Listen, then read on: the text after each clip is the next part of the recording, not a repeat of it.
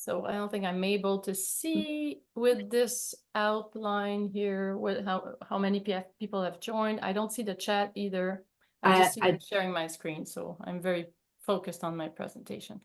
I do see the participants coming in. So hello, everybody. Yes, hello, hello. Let me.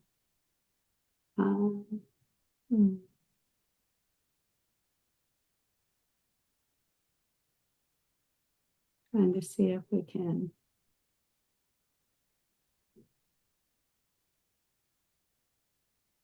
And I think we could just, what do you think, Donna? We just get started and people join us as we go, or would you like to wait for a couple more minutes? Maybe wait just a couple minutes. I want to give everybody time to kind of get in. They should be able to join pretty quickly. And then we'll get started. I'm looking for I apologize, trying to find the chat feature here. Oh, and I see everything now. Wow, we've got 24 aftercare professional joining us from different countries, right, Donna? Yeah. A majority are from the US, I suppose, of your members, but you got people from Australia, France. Australia, France, Germany, and Mexico, and Canada. Yeah, of course. That's right. Right. Impressive. Sorry. 1 second. I apologize. Let me. Here we go. Do you have anybody from Asia? I'm just curious. No, I don't. Not yet. Yeah, not yet. That's right. Okay, let's go ahead and get started. I appreciate everyone that's joining us today. I'd like to welcome everyone to our webinar today. My name is Donna Shugart-Bethune. I am the Executive Director for the IOPC, and I'm just very excited for today's webinar. I think you're going to find it very enlightening and a lot of really wonderful information during this presentation. So I'm very, very excited. I'd like to, at this time, introduce you to Dr. Celine Lehuerteux, who is the CEO and owner of Euthabag, which is also our sponsor for today's webinar, along with Dr. Sundhi Cozzi, and both veterinarians, very experienced veterinarians in their field, and very experienced in pet euthanasia and hospice care. And so I'm really excited to be able to turn the presentation over to them. I'll let them tell you a little bit more about themselves, and we'll go ahead and begin.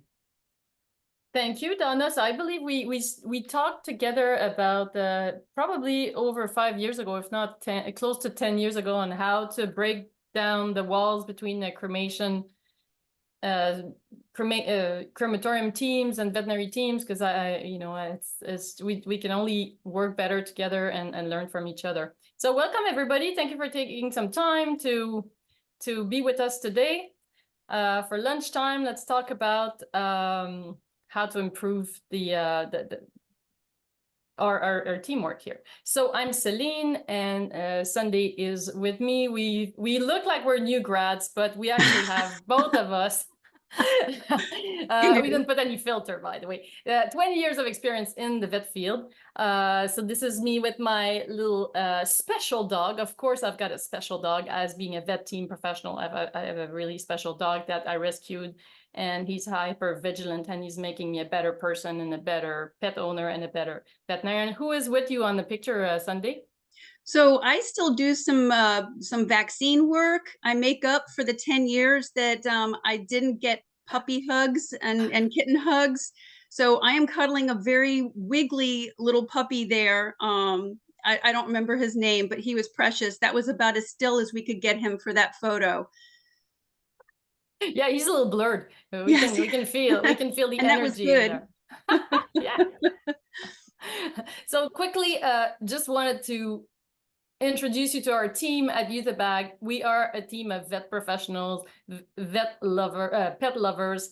So there's 3 of us that are veterinarians, 3 of us are vet techs, and 3 of us are pet lovers. So we're really we want to improve the euthanasia experience, the end of life experience, including, you know, how the pet feels, how the family feels, how to be present for the family for that decision that might be one of the hardest decisions of their life, even how to guide them to make the right choices on aftercare. So we're all about education, because as a vet, I did not get any education on euthanasia, psychology, aftercare, cremation. I just found out about it quite recently, actually. But our mission is not just to sell Euthabag, is to improve the euthanasia experience, because I learned the hard way. I suffered so much having to do mistakes to make, you know, to get it right at the end. And I think Sunday went through this journey as well. And so we wanted to outline the fact that we are a team of in the field. We have a lot of experience and understand what people face every day. So I'll let you just say, Sunday, what is your background as a vet? So yes, both Celine and I are 1999 grads. So we've been each out 25 years, and I have a wide variety of experience. I've had great opportunities to do a number of different things. A few years back, I was going through a veterinary journal and stumbled on an article that focused on end of life care in the home, and I was fascinated. And that kind of led to a leap of faith on my part, and I ended up providing in-home euthanasia and hospice for a little over 10 years, and I helped thousands of pets, and it was transformative for me. I, like you, Celine, didn't have a great background, and over time in the clinic, I learned how to provide a good experience, but being able to do that in home, I was able to really elevate that and give people the best experience at end of life as possible. And now I'm passionate about it. And of course, that's, you know, that's why I joined Euthabag, you know, as a collaborator, you know, just to help everybody learn how to make things better. We know better, we do better. Yeah, exactly. And you know, when I first got interested by end of life, at first it was not my major interest. You know, I thought, you know, after putting my focus on that a little bit, you know, I'll go around the garden quite fast. And oh my God, it's been 8 years, and it's such a fascinating. And when we incorporate aftercare, pet bereavement, mapping the experience, quality of life, it's just like endless. So it's fantastic. So, you know, again, I'll stress the fact that I feel that veterinary teams don't understand who aftercare teams are, why they're there, what they do. It's just like we work in parallel, and we're trying here to build some bridges so we can work better, because I do think that we can bring much more value than we do at the moment, not communicating that much with each other. So first, I would like to set the table and tell you what took me a little while to understand. Who is the Veterinarius occidentalis? You know, it's a bit of a joke, like we are an animal of our own kind, but it's a little bit true. So typically, it takes many different little things to decide to become a vet and get bitten at and then yelled at and being told we're expensive all day long, and, you know, being peed on and everything. We need to be, so there are some of our personality traits that we share.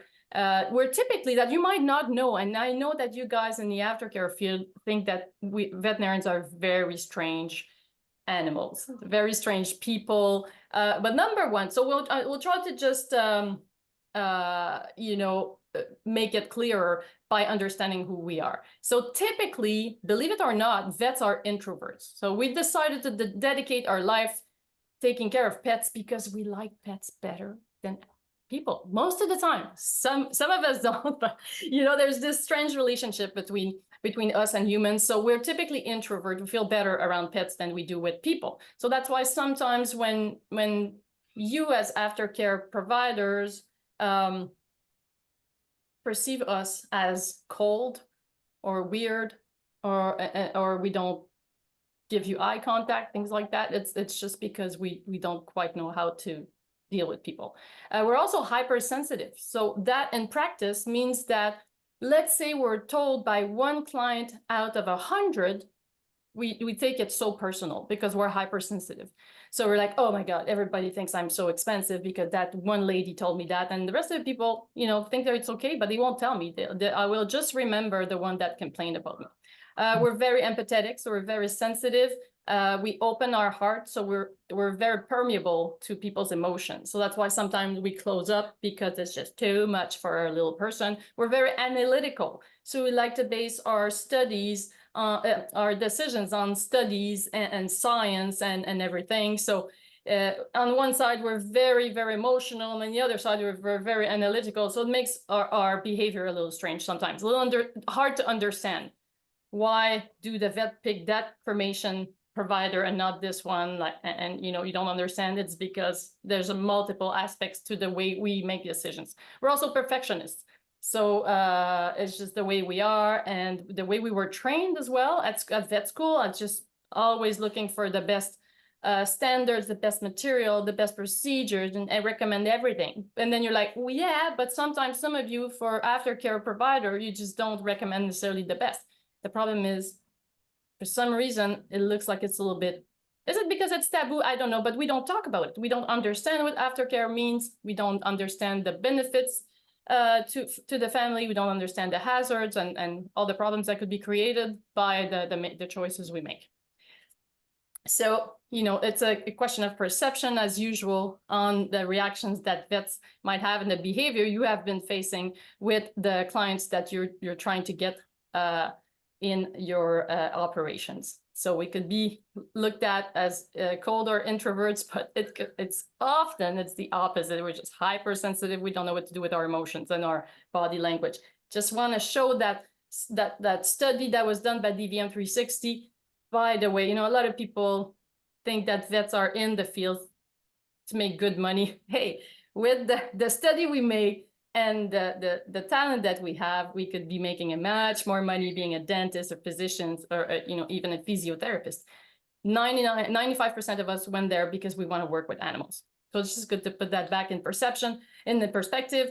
And, you know, in the pyramid of the health professionals, we're at the bottom. And that's fine. We all think it's fine. We earn enough money to be happy. It's not about that. It's just we're being told all the time that we make so much money, that we're there for the money, that if we would love the animals, we would provide care for free. You know, that's you've been through that, I suppose, some of you. But just to put it in perspective, these are from data that are quite recent in the US. So it could be surprising. I'm not saying that clinic practice owners or corporates don't make more than that, but this is the average income for a vet that would work as an employee. Anything to add on that, Cindy? Nope, that agree with that? You nailed it. Yep. So I think I wanted to just open that door to you like I do for vets. I suggest to vets to share a bit of their story with their clients and explain them that, hey, I'm Celine, and by the way, I'm in vet med because I'm just crazy about pets. I was raised with pets. Pets were my confidant, you know, heard all of my secrets, and I just feel better around them. It's just like oxygen to me, just sharing that. And I think for you guys as aftercare provider, I think it'd be great to share your story. Why are you in that field?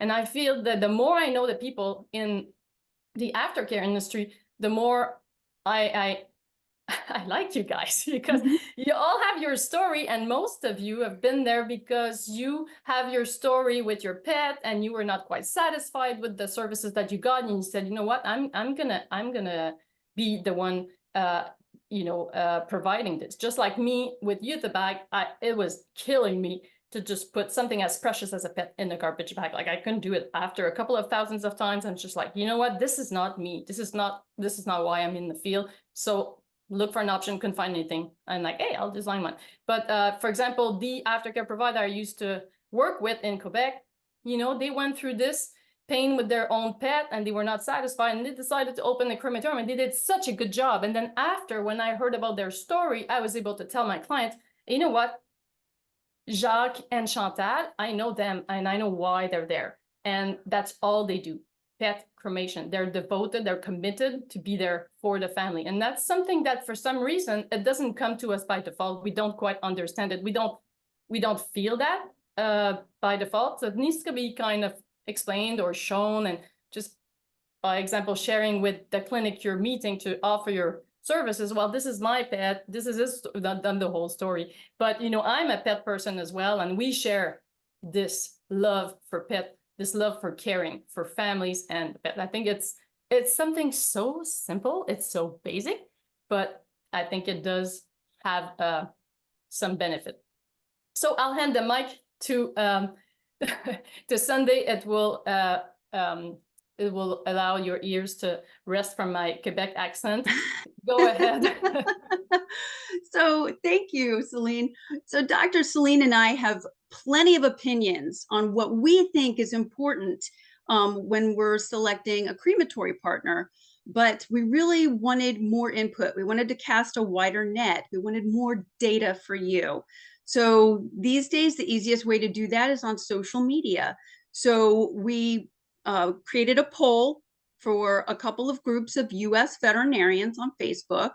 One group was the Palliative Care Veterinarians. It's a group of about 5,100 doctors, male and female across the US, that are involved solely in end-of-life care, or they're doing it on the side. But that's their whole focus. So this is a really key group to get information from.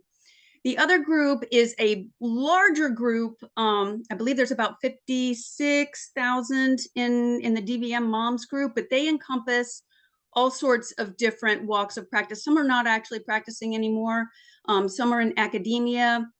So a number of these people are not even involved in end-of-life care at all. And that will explain why we had a lower turnout from them. But at the end of last month, we posted a poll and we got some wonderful results. So our question for them was, what are your top 5 considerations when choosing a crematory partner? Now, we sweetened the pot a little bit. We wanted to encourage people to give us their opinion, to take that time. So we offered a $1 donation per response to the Association for Pet Loss and Bereavement, APLB, just to make sure that that there was a good reason for people to take that time. And we were stunned. We got 641 responses. Now, 90% of those were from the palliative care group. So again, their opinion is key, because those are going to be your bread and butter. But we also did receive 63 votes from the DVM moms group. And this is just a portion. It was a very large survey. We wanted to give you a portion of it, but we're a little pressed for time. We got a big presentation here, so we weren't going to post all of it, but I will go through the top 5 responses that we received. So And this is what the survey looked like on Facebook, and now we're Yes. just gonna go through. You're gonna go through the analysis of the results. Yes. And so, Celine, if you don't mind one moment going back to the last slide. So I wanted to let y'all see, this was from the Veterinary Palliative Care Group, and they did add a couple at the end, and those are important, especially that customer service responsiveness, because that's going to come back up again. Yeah, and the at-home pickup. And the at-home pickup, yep. So the #1 response, and this was across both groups, with 20% of both groups, is the respect that is shown by the crematory team when handling deceased pets. This is the most telling thing about the character of the business as a whole.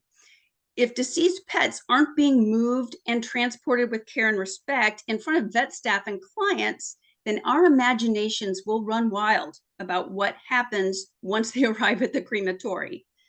So we'll come back later to talk about, how we can impactful ways to improve this. So the second most common response, with 15% of the votes across the board, was that the fees reflect the value of the service. Now, I think it's really important, the verbiage here. Fees reflect the value. People will pay for top-notch service, especially at this time. It was my experience over those 10 years in end-of-life care. I would meet families that declined preventive care for years, possibly for the entire life of the pet, but at the end, they want the best, and they're going to pay whatever it takes to have their pet leave in peace and be cared for respectfully in the best way. I've met people who were clearly putting their pets' welfare ahead of their own, and they want the best. So I think it's really important, to not make assumptions about, what people are willing to pay. In fact, and this was very surprising, just in case that you think that veterinarians are in it for the money, the most affordable in my area response only received about 4% of the votes. We do not want the most affordable if it does not mean that we can send our families and their pets to a crematory and in good faith and know that they're going to be cared for. It's just not worth it to us. And if I can add something, I understood the value when we go back to that last slide, reflect the value of the service. You can only understand that truly if you visit a crematorium. And just by the way, in all the continuing education I do in the webinars, I invite vets to just come over and see the difference and understand what is the difference between communal and private cremation. Because I think it's like the key for you guys that the people that are the intermediate understand that. Unfortunately, very little vets or vet tech go to a crematorium, but I think it's something we could work on. If they're not able to make it, then at least I'm trying to bring them to a crematorium, make them understand how to better choose. Because I can hear some of you guys going, yeah, but some of them only decide on the price. Yes, because they had never seen the difference. So number 3. Exactly. So number 3, with 9% of the votes, we actually had a tie. So the palliative care group put a little more focus on a private cremation being truly private versus a partitioned cremation. And I think that is because we are dealing with the most anxious clients. The clients that care the most, they're the ones that are going to go with an in-home service. They're going to choose that higher level, and they want to be able to look you in the eye and have you tell them that that is their pet coming back, not some other pet. They want full accountability there. And I think that's the difference. Now, for the DVM moms group, frequency of pickup was a little more important. Now, I think the respondees from that group are more likely to be in a clinic setting where, a couple of busy days may result in a very full freezer. And so that's a concern that is more frequently, for somebody in a general clinic practice where, some days are just like that and they can fill up a freezer quickly. Yeah, and again, a lot of veterinarians that are not doing palliative care don't even know the different words of private and partition. That's a hassle for us. Absolutely. Now, the number 4 response with 8%, again, was divided along the lines of the palliative care versus the DVM moms. Palliative care, again, tracking system used. We are the doctors that have those very anxious clients that want to know where their pets are at all times. Am I getting Fluffy back? I need to know that this is my cat. This is my dog. So for us, a tracking system is much more important. Whether it's state-of-the-art barcodes and an app so that families can track their own pets through the process, absolutely amazing to me that even exists. 10 years ago, I couldn't have dreamt that something could be so high tech. Or even if it's the old school metal chips, whatever method it is, it doesn't matter. Just being able to track a pet and document that process to reassure a nervous family, I think is so important. But for the DVM moms, they were a little more concerned with commemorative items options. I think, again, they don't have the time or resources to direct families, to other options that are online or local. So they really want to have a kind of a one-stop shop and have that, handled by the crematory as well.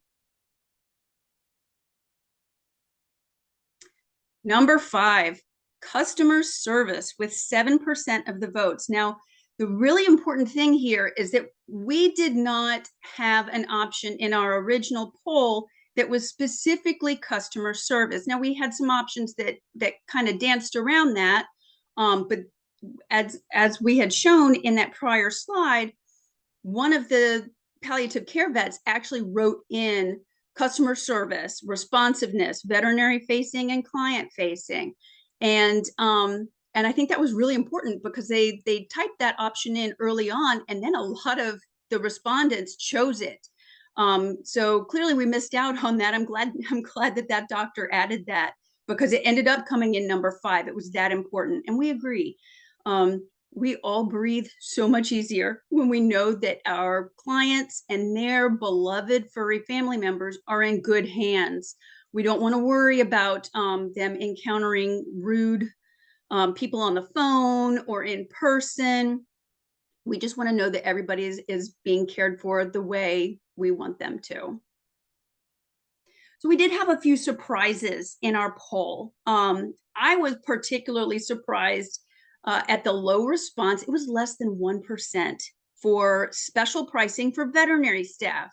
I will tell you a story. When I was in my first year of practice, I had to send my own beloved dog off to her next adventure. And I was so grateful because the crematory that we used at that time, and there was only one in the area back then, they cremated my dog and did not charge me. And that was a huge deal for me because I was a new grad. I had massive student loans. And it was a terrible time. I had a new baby. I was so grateful for that gesture of kindness.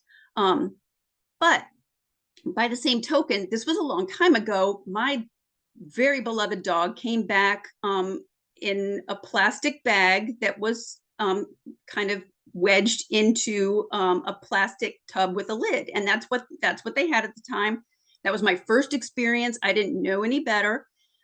Knowing what I know now, even with my financial constraints, had I had another option to pay and have a better experience in receiving my dog's cremains back, I would have paid up for something a little nicer.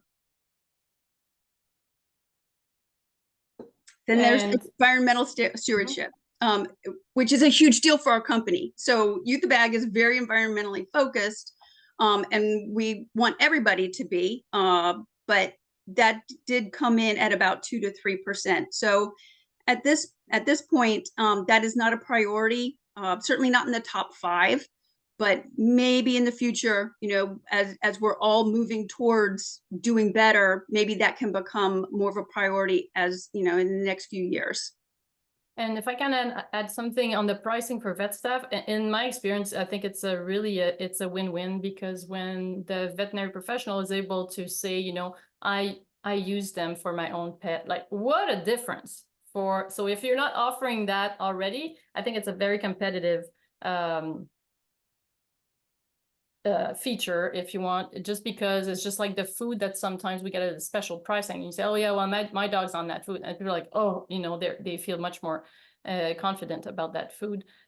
Just wanted to add that, but that's something for us in Quebec that came up higher in the choices, the pricing for veterinary staff.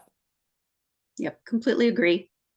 So the veterinary palliative care group was very forthcoming with some additional feedback, and we wanted to share that with you as well. So I'm just going to share some quotes. One doctor said, "The place that I use has been so great and easy to reach. I'm planning a field trip there with my team." As Celine mentioned earlier, this is really important that vets visit the crematory and see where their pets and families are going. Yeah, and you might know or not know this, but the worst fear for vet professionals is to feel like an imposter, like they're talking about something they don't know. So when you offer them the chance to just familiarize themselves with the process and be able again to say, yeah, I've been there. It looks like this, it feels like this, it smells like this, the parking lot, it's just, it's win-win. It's good for you, it's good for them, it's good for the client, because they feel much more confident about the process when they know that some of us have been there. Agreed. Another doctor said integrity, most important. Do I trust that this facility is doing what it says, how it says? And if a client calls directly, will they be treated kindly and professionally? And again, that comes back to the customer service that we mentioned earlier. Transparency. That was one word from that doctor. That's all they want is transparency. So they know that, what they say is happening is actually happening. Another doctor said, I won't use a crematory if I can't tour it and see how they work. So, we keep coming back to that. And the transparency really, the facility should be run in a way that facilitates visits. And I know that's tough, but it's just going to work out better for everyone if things are that transparent. So another doctor says, we use a small local service because they are prompt, friendly, offer plenty of memorial items, and really handle all aspects with the utmost respect and compassion. Price is important, but not as important as respect and empathy. And I just can't emphasize that enough. I feel that also. You want to balance both. And again, I won't stress that enough, until they go and come and meet you at the crematorium, that they can really understand the importance of how committed you are. And this doctor said, I love that the place I partnered with does at-home pickup. Ashes are returned via the company back to the home within 24 to 48 hours. Now that is next level. Yeah. But that's amazing. Wow. Talk about wowing not only the doctor, but the families, to not have to go and pick up their pets' ashes later. That's huge. So kudos to that company for providing that level of service. And I really do think at-home pickup is so important. I used it frequently as an in-home provider. There are times when the pet does not make it to the appointment and they pass away at home. Mm-hmm. And that, being able to come and help that family without them leaving, I think is so important, especially when we're talking about a larger pet.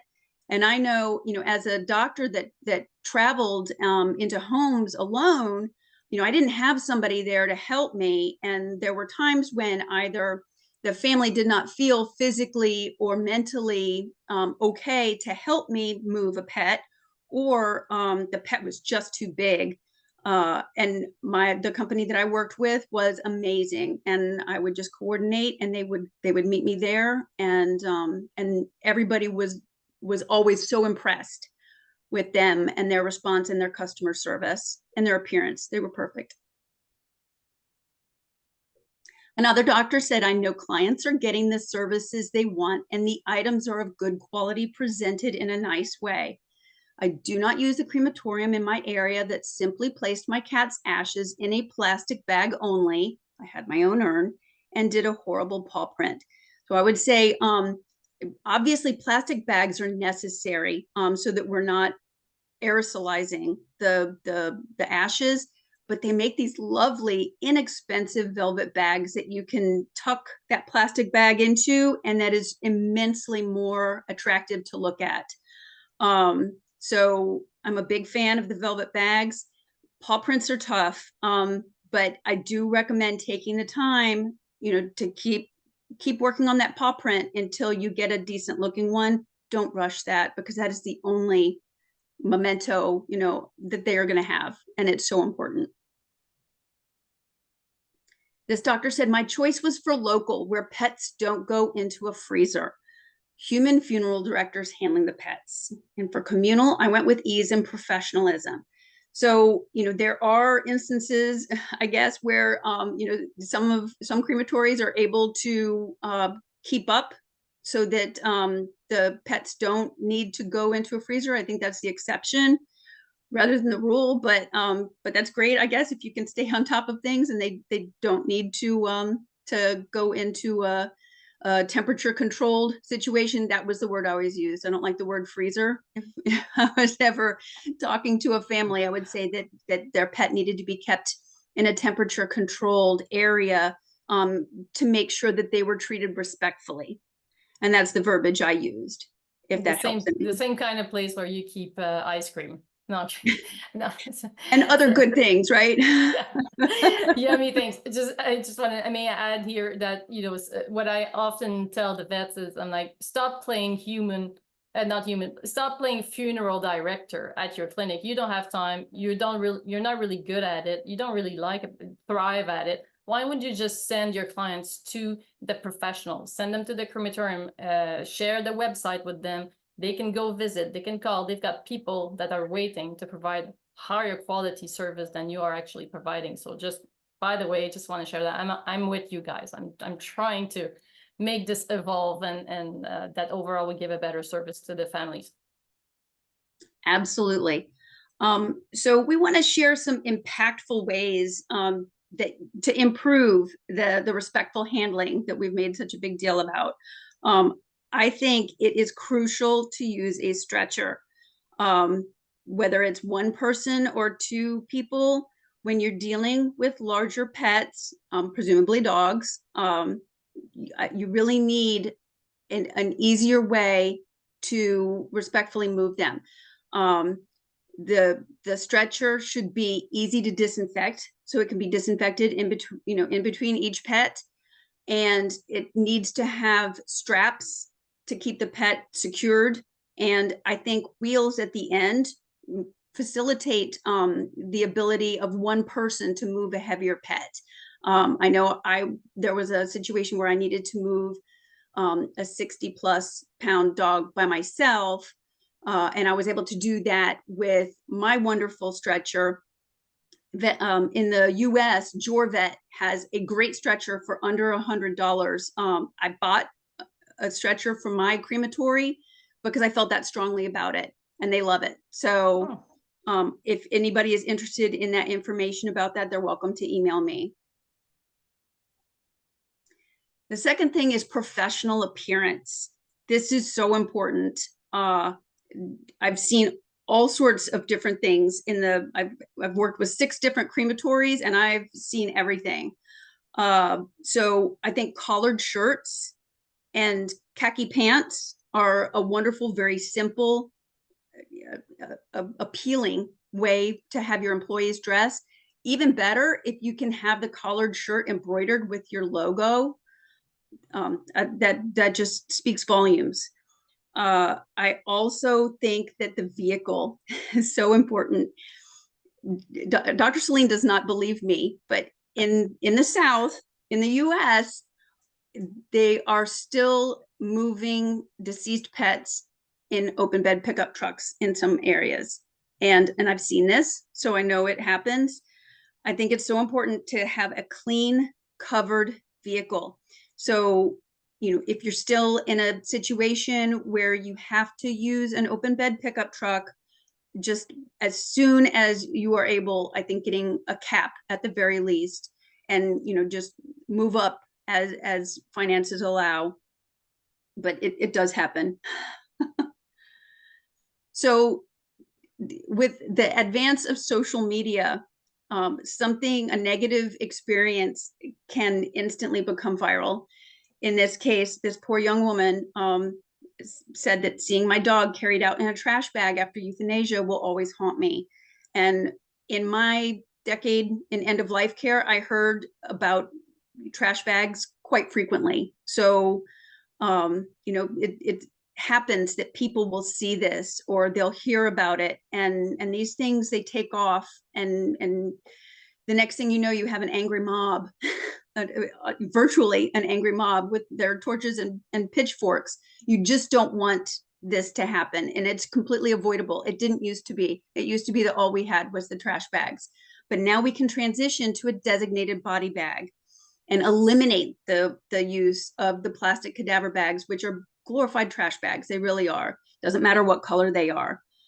There is no way to move an animal respectfully in a trash bag. And families don't even know oftentimes that that's being used. Now, this, we've done multiple studies in the US and overseas in the UK, and 85% of families have been shown, to care very much about how their pets are handled after death. 15%, maybe not so much, but No, which is 85%. And it's in almost everything. There's always some 15% of the people don't care about, that Right. problem. But yeah, most of them, as far as their pet's dignity, care about. And in this particular survey, it was 90% of pet owners that felt very strongly that the way their pet was handled is important. And 82% in this study said that they would pay $8 or more to have a respectful body bag, such as Euthabag. 70%, again, like I said, don't even know about the garbage bags. And just because they don't know doesn't mean it's okay to use them, because things happen, and it's just it's not respectful. So that's another study that was done by Kathy Cooney on 1,900 pet owners. So that's a wider sample. The other ones were done on 100 pet owners. So that's showing about the same results, right? Yep. And this was 4 years ago. I truly believe that that is higher now. I think that we bonded even more over the pandemic with our pets, in isolation. And I think if this study was redone, I think that the unacceptable would be even higher. People don't want their pets treated as trash. So the AVMA is the nation's leading advocate for the veterinary profession. They provide educational accreditation and certification programs, and they kind of weigh in on topics as needed. They released a companion animal aftercare policy in 2020. And these are some bullet points of what they had to say. So veterinarians should recognize that an owner's attachment to an animal extends beyond death, and that the sensitive handling of animal remains is an important aspect of veterinary practice. The veterinarian should provide adequate containment of the pet's remains. The sensitive handling of pet remains is an important aspect of veterinary practice. And deceased pets should be maintained in a condition suitable for return to the owner or to the aftercare providers, such that families may witness their pets' aftercare. This is so important. We're going to come back to this. So this policy was released in about 4 years ago in 2020, and I believe it was a response to so many pet owners complaining on the aftercare provided that was chosen by the vet. So I think before that, it was left onto the veterinarian's preference, and it was just like, well, nobody really cares. It's not our job. It's to keep them alive, and then you do whatever you feel like. But I was so happy when that came out to just at least guide, because vets being analytical, they love to have those guidelines. And before there was nothing, so they're just like, yeah, well, we can do whatever we want. But now at least there's this to back us up on upgrading all of those standards. Absolutely. And just like any provider that vets may recommend, whether it's another doctor that's providing like physical therapy services or massage services, or a boarding facility, a training facility, we are responsible for any service that we recommend, and we may be held accountable if that service is not practicing ethically. So it's important. I think it's a very good card to have in your pocket when you meet with veterinary practices, because most of them are not aware of this at all. And when they will hear that they could be held accountable for the choice they make for their clients, which I totally agree with, it's normal we're accountable because we're making that choice for them, then that could really change their perception on the importance of that choice that they're making, and bring them to your facility to perceive the value that you offer. Absolutely. Deceased pets, whenever possible, should be maintained in a condition suitable for return to the owner or to the aftercare providers, so that families may witness their pets' aftercare. And I have experienced this with my own clients over the years. I've seen this a number of times where families either change their mind or they decided that they wanted to witness the cremation, and there is nothing that is suitable for return about a pet in a plastic bag, because they are just never, they're never in an aesthetically pleasing position. Whereas No matter how much love you put in there, you still need to do acrobatics, and that is what was making me crazy about the bags. And I just looking for an option, especially with Absolutely. larger pets. Yeah, I didn't want anybody to see this, and didn't matter how much love I tried to put there, it didn't work. Completely. And my feeling is that we should never be doing something that we wouldn't do in front of a client. And Mm. now I will turn it back to Dr. Celine to share how You the Bag can help. Yeah, so these are just images on, what it looks like. These are used in various crematoriums in America, in Europe as well. And it's just, something that we could show our clients that we cannot do the same when the freezer is packed with black contractor bags. It's just also easier for your staff, for the at-home vets that do carry the bodies on their own, and they just make it more hygienic. And what else did I want? Yeah, they're leak proof, of course, and it's designated. It's something that was created to have a deceased pet in it, and the garbage bags were not designed for a pet, so they're resistant to the tears, to the weight, to the leakage, and they can be identified so we don't lose track of anybody. Well, I think you understand here as professionals.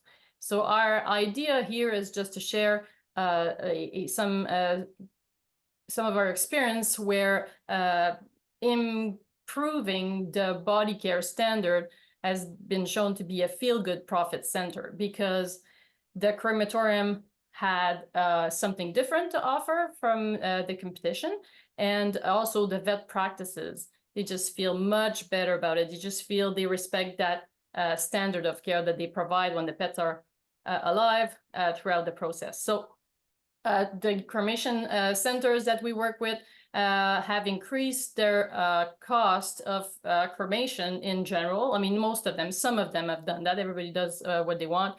Some have increased it $10 to cover the cost of the body bag. And then the vet doesn't carry the burden of increasing the price, because that's really something so strong about the vets, because they are told every day they're so expensive, they're in for the money. Then for them, it's much easier if they say, yes, we change cremation provider and they improve the standards, and that there is a slight increase to that. So what some of them have done, when it was not included by the cremation services into their offer, they buy the body bag and they increase their pricing in $20. So it includes the time it takes, the inventory, and just the cost of the product. And then they would make better, they would do better, actually. So vets want crematorium. They're kind of waiting for you guys to say, you know what, we're going to have this standard because it reflects the quality of our services, just it's coherent with the rest of our offer.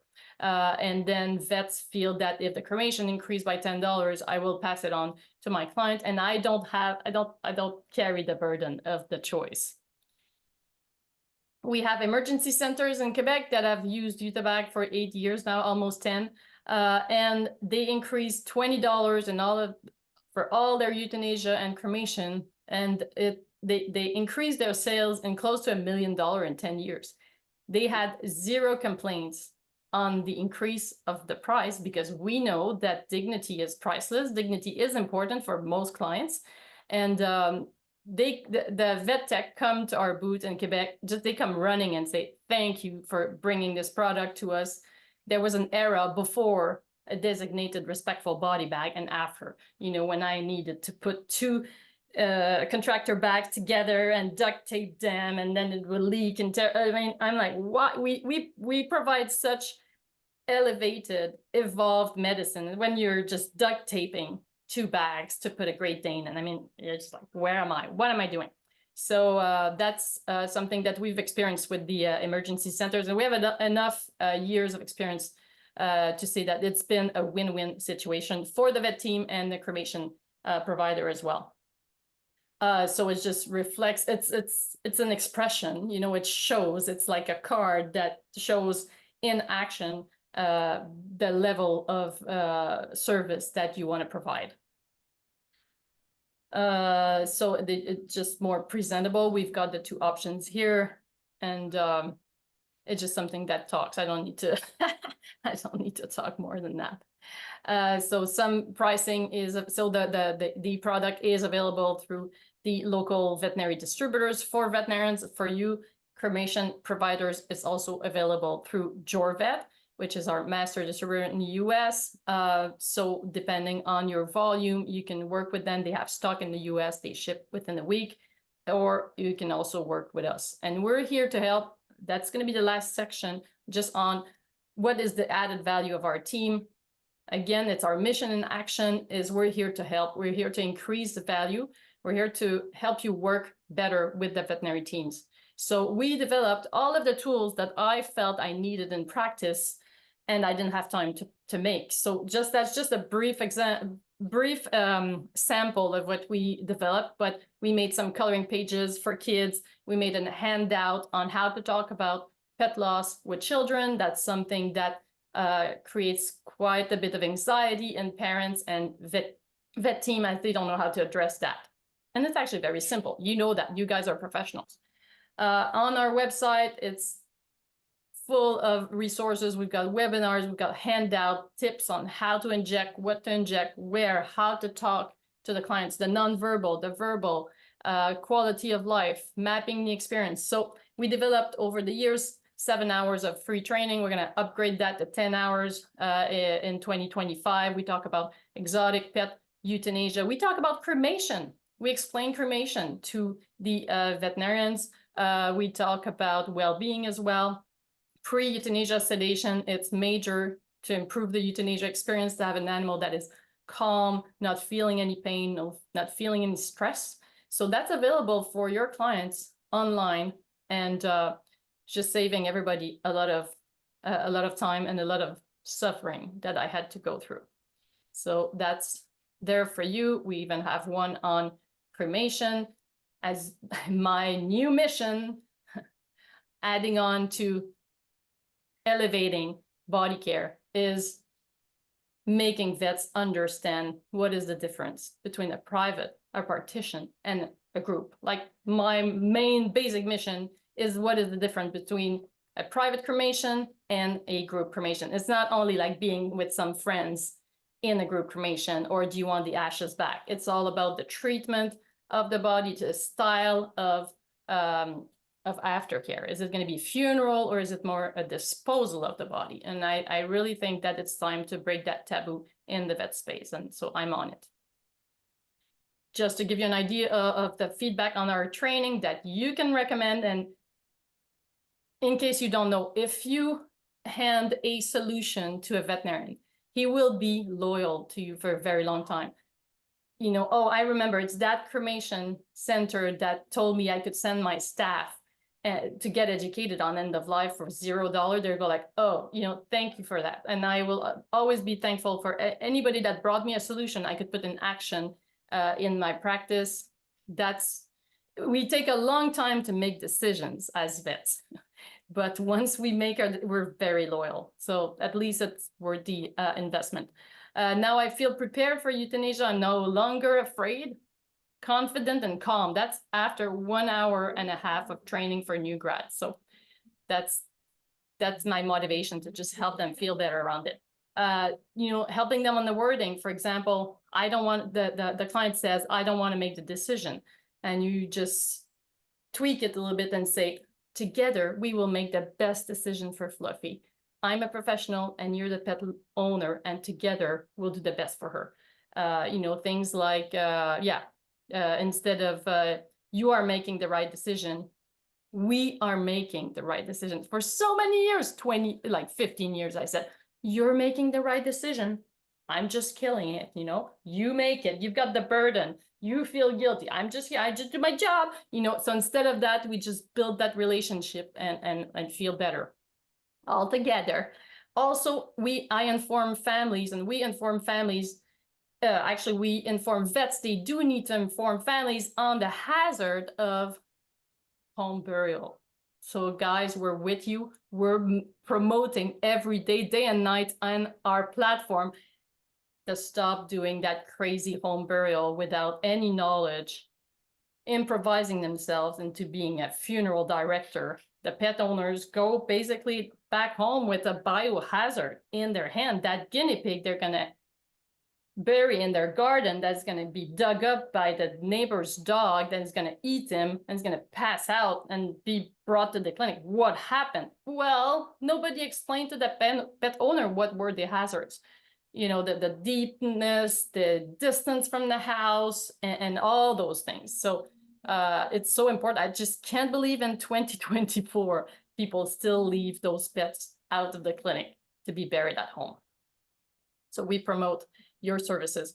Sedation tips, how to do better with the sedation, how to use oral sedation with those pets. That's an example. It's a pit bull that was confiscated by the police where I live, and I was supposed to put down this lovely boy without, you know, I had to go and put that muzzle on and everything. It's very, very risky. So I teach vets how to use oral sedation on some cream cheese or peanut butter, and just keep themselves and keep their team safe. And then again, if you're the one that told them they could get educated for free on that platform, they will be loyal to you. Pet quality of life, how to make that decision. We recommend vets to just print out this questionnaire so people can have those discussions within their family, because as you know, those pets have big fan clubs, and they need to be discussing with some kind of basis, as now they're just left being told by the vet, you should start thinking about it. Yeah, it's the hardest decision of their life. We need to provide them with some education, information. So again, if you help the vet teams, they will be loyal to you. And this is just a testimony we had. I couldn't help it. I put it there. I got it last week, saying that's a clinic that wrote to me saying, our customers are so moved and touched by the attention to the detail your training has brought. It makes a big, and these are all resources that we provided to them that they put in action. Yeah, I think we should just move on to some questions. Yeah, you guys know that you know, rituals are so important and are not talked about enough in our society. But it was studied by the Harvard Business School, showing indeed there was a difference when people were making these rituals to deal with any kind of loss. They were doing better after a couple of weeks. Those rituals are important. You do know that, but vets do not know that.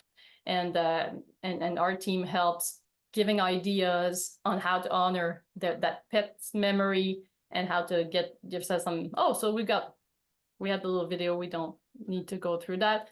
But these are all just ways people have decided to use Euthabag to make a ritual and follow their pet in the process of the aftercare. People have so much talent, so much imagination. So we'll be there in Boston at the annual conference of the IOPCC. We hope to see you there, and we're ready for some questions. If you want to scan that code or go on our website, you can get a free sample of what we provide as a body care solution. You've got our emails here. You can also scan those codes to get to our website and platform. Thank you. Thank you so much, ladies. I am trying to turn on our chat feature. I did not want it to change the screen in any way. So let me see if I do have a couple of questions that are appearing. And I apologize that I don't have.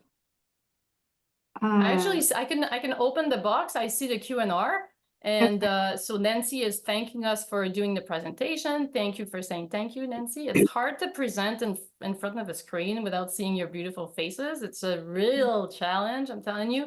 Antoine also cheered us for our conference. He does need to jump on the plane to return to Paris.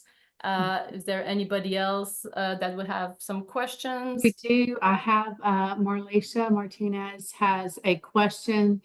I apologize. I'm learning this process, so please forgive me. But I just she does have a question and has her hand raised. If you could, Marlisha, if you could, under the Q&A, ask the question, then we can try to answer that. I'm not sure if.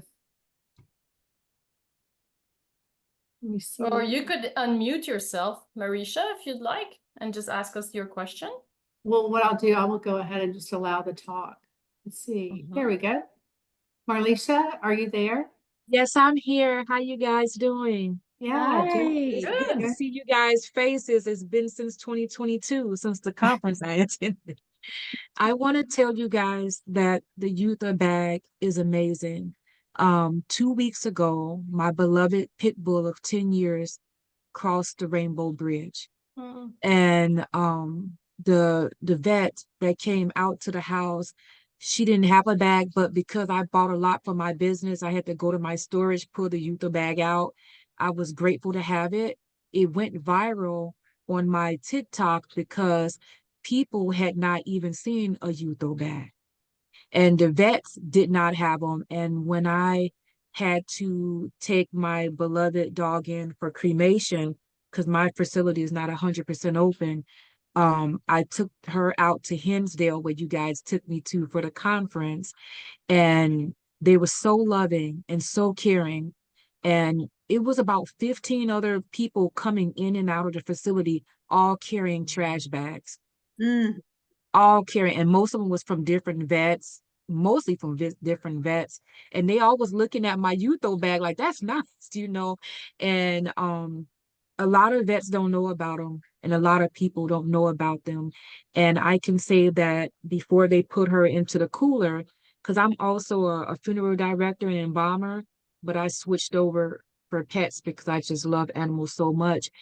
They actually arranged her body where when she went into the cooler, when she came out, because I did a viewing of the cremation, she was already in position, so she wasn't in an odd position. So I thought that that was very wonderful. And the veterinarian clinic, I used another person to come out because my vet, they was pushing more price. They didn't know anything about where she would go or what vet she would go to, I mean, what cremation center she'll go to. They didn't really have a lot of information at all. And what I noticed is because I'm in the field, I called so many crematories that's supposed to be for pets. Most of them was for humans who do cremation for pets. And so I was running into old classmates and all kinds of things. I was like, wow, I thought you guys just strictly was for animals. So some veterinarians don't really know the places that they're sending the animals.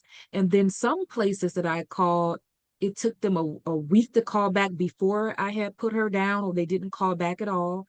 And they do not do the cremation at their facility. They have this business put up, but then they come pick up your pet. They don't give your address to where they are, but they take them to someone else's cremation center.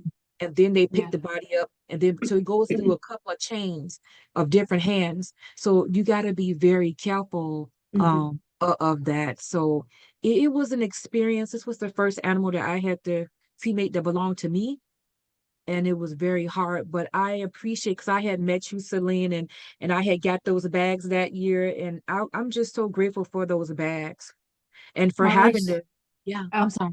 I'm so sorry, Marlisha. Thank you so much Oh, yes, thank you. for that, for that information. I love the fact that it went viral on TikTok. I mean, how awesome that so many people got to see a different way. So that's wonderful. I did want to get to Paula's A question, there is a question. How do we approach veterinarians for the first time about our new business? How can we convince them to have a conversation with us so we can get their business? I would love to handle this. Um, veterinarians love food. They love food. So I think a great way to show Don't we up all? that first time, I know, right? Right? Show up that first time with some muffins, some donuts, maybe a thing of coffee or hot chocolate if it's wintertime. And that's going to get you in the door. That's actually how I went around and introduced myself when I was first doing in-home care, and it was relatively new. But that gets you in the door because you are immediately going to get their attention of the front end staff. And let them know what you're doing. Let them know, like Dr. Celine was saying earlier, let them know what your mission statement is. Why are you here? What makes you different? Especially what makes you different, in the service that you're providing as opposed to everybody else. And again, food, a lunch and learn is a great way to express all of this because it's kind of hard to do that up front.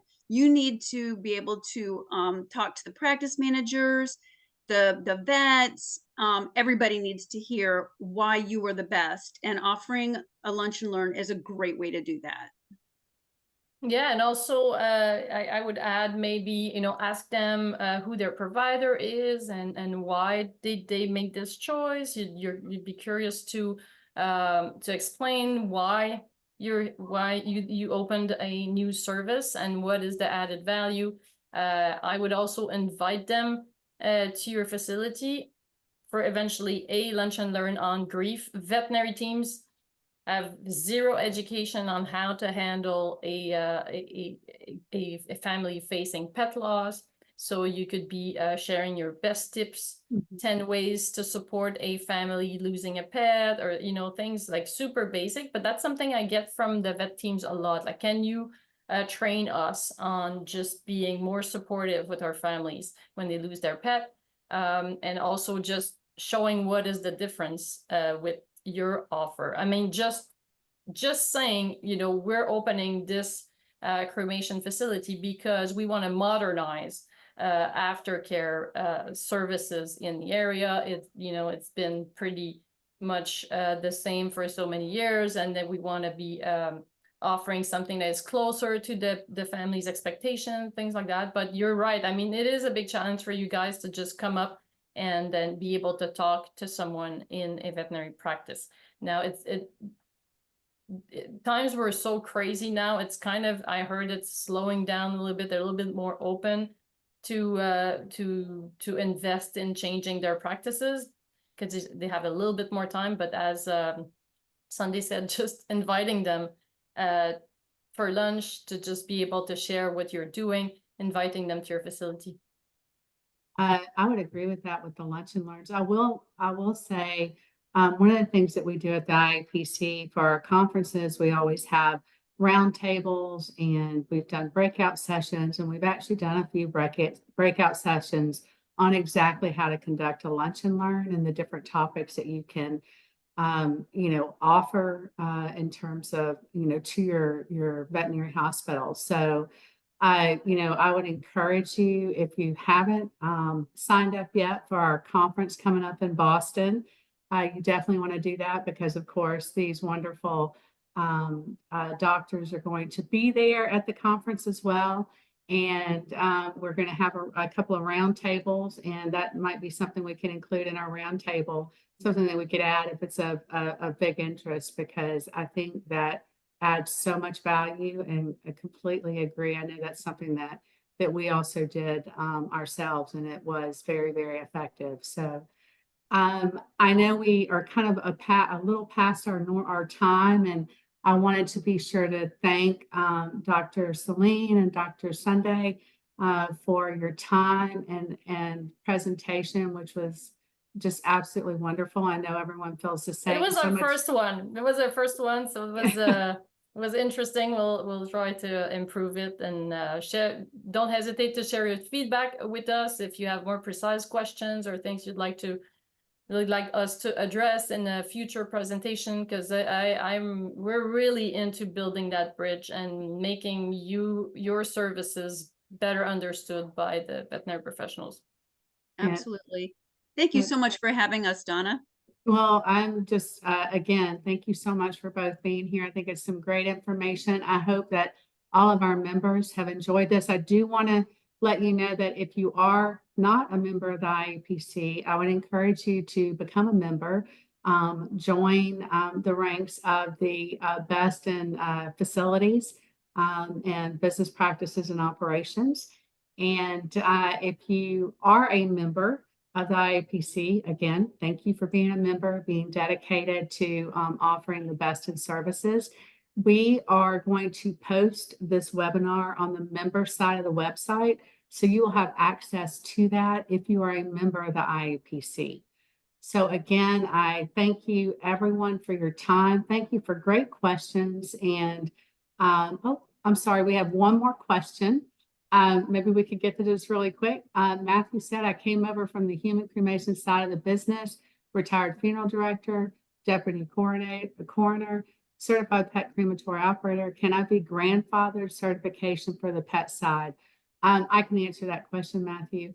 As far as certification for the pet crematory is totally different. So you actually need a certification under just the pet crematory operator program, and we have that certification available to you through our online programs. I will let everyone know we have so many certification programs available online now, and we are rolling out 2 additional programs, Pet Bereavement Aftercare Level 2, and also Level 3, which will roll out in October and November. So we are presenting a combination of those 2 classes at our conference. So I hope that you're able to come to the conference. If not, just know that that certification for crematory operator is available online through the website as a member of the IAPC. And you do get a $100 discount off of that. So please feel free to reach out to us here at the home office. I want to thank everyone for their time. Again, just really wonderful, wonderful information.